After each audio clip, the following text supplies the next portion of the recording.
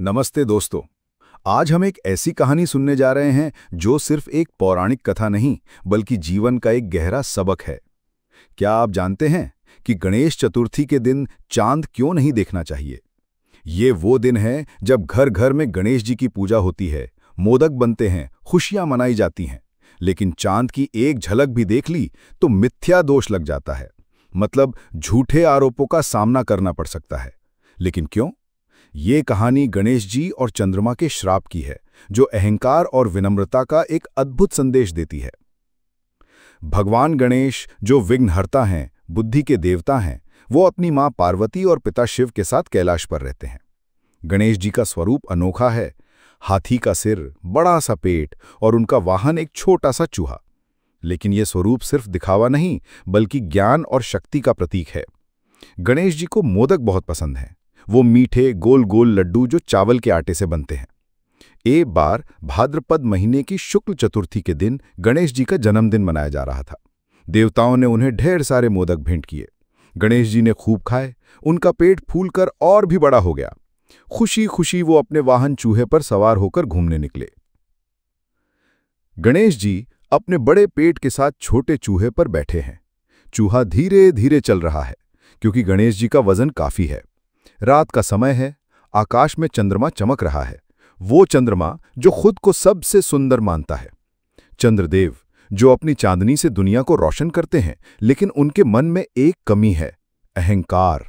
वो सोचते हैं कि वो सबसे खूबसूरत हैं, कोई उनकी बराबरी नहीं कर सकता। उनकी चमक, उनकी ठंडक, सब कुछ परफेक्ट है। लेकिन ये अहंकार ही उनकी सबसे बड़ी कमजोरी है। जैसे ही गणेश जी चूहे पर सवार होकर आगे बढ़ रहे थे, तभी रास्ते में एक सांप आ गया। चूहा डर गया, वो लड़खड़ा गया और गणेश जी नीचे गिर पड़े। उनका बड़ा पेट ऊपर नीचे हो गया, मोदक इधर उधर बिखर गए। गणेश जी उठे, अपनी कमर सीधी की और हंसते हुए बोले, अरे कोई बात नहीं, छोटी मोटी बातें तो होती रहती हैं। लेकिन ऊपर आकाश से चंद्रमा ये सब देख रहा था। वो अपनी हंसी नहीं रोक पाया, जोर जोर से हंसने लगा।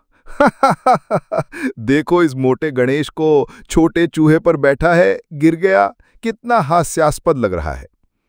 चंद्रमा का मजाक उड़ाना सिर्फ एक हंसी नहीं थी, बल्कि उसके अहंकार का प्रकटीकरण था।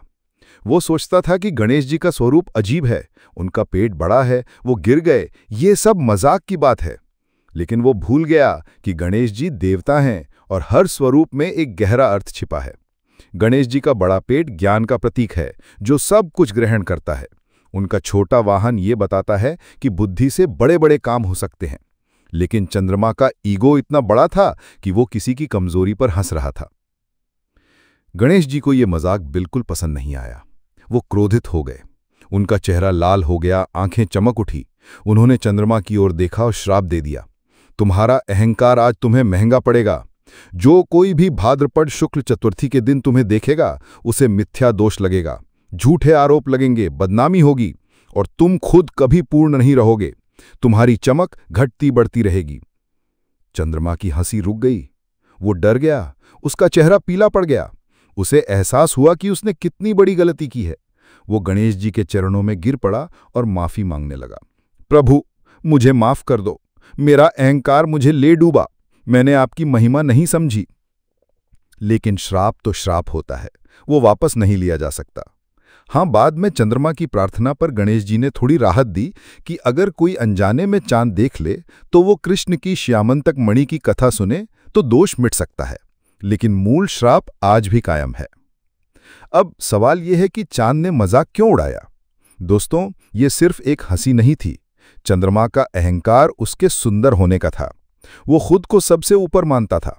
पौराणिक कथाओं में चंद्रमा को हमेशा पूर्ण और चमकदार बताया गया है, लेकिन उसकी ये घमंडी सोच ने उसे दूसरों की कमजोरी पर हंसने पर मजबूर कर दिया।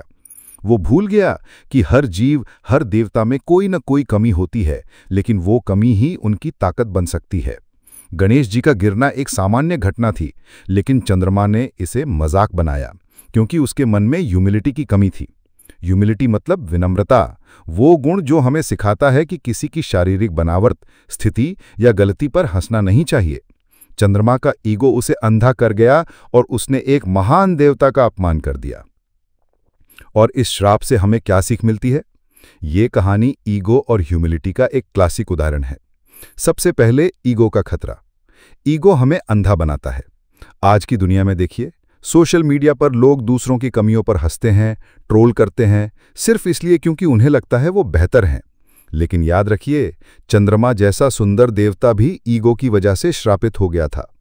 ईगो हमें अलग थलग कर देता है, रिश्ते तोड़ देता है। दूसरी तरफ ह्यूमिलिटी हमें मजबूत बनाती है। गणेश जी ने गिरने के बाद भी खुद पर हंसा, लेकिन जब अपमान हुआ तो उन्होंने सबक सिखाया। ह्यूमिलिटी मतलब खुद को छोटा समझना नहीं, बल्कि दूसरों का सम्मान करना। ये हमें सिखाती है कि जीवन में उतार चढ़ाव आते हैं, लेकिन उन पे हंसना या हंसाना सही नहीं। गणेश चतुर्थी पर चांद ना देखने का नियम हमें याद दिलाता है कि ईगो को कंट्रोल करो, वरना झूठे आरोपों जैसी मुसीबतें आ सकती हैं। गहराई से सोचिए, ये कहानी आज के समय में कितनी रेलेवेंट है। कल्पना कीजिए, आप ऑफिस में हैं, कोई सहकर्मी गलती करता है और गिरता है, तो क्या आप हंसेंगे या मदद करेंगे? ईगो कहेगा हंसो, लेकिन ह्यूमिलिटी कहेगी मदद करो।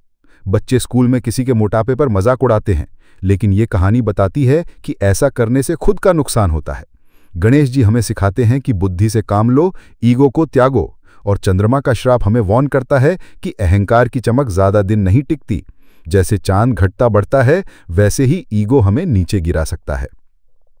तो दोस्तों, अगली गणेश चतुर्थी पर जब आप पूजा करें, मोदक खाएं, तो ये कहानी याद रखना। चांद ना देखना सिर्फ एक रिवाज नहीं, बल्कि जीवन का सबक है। ईगो छोड़ो, ह्यूमिलिटी अपनाओ। अगर अनजाने में चांद देख लो, तो कृष्ण की श्यामंतक मणि की कथा सुन लो, जो सत्यनारायण व्रत में आती है। वो कथा बताती है कि कैसे कृष्ण ने खुद पर लगे झूठे आरोप से मुक्ति पाई। लेकिन मूल संदेश यही है, जीवन में विनम्र रहो, दूसरों का सम्मान करो। ये थी गणेश जी और चंद्रमा की वो अमर कहानी। अगर आपको पसंद आई तो लाइक करो, शेयर करो और सब्सक्राइब करना ना भूलना। अगली वीडियो में मिलते हैं किसी और पौराणिक रहस्य के साथ। जय गणेश।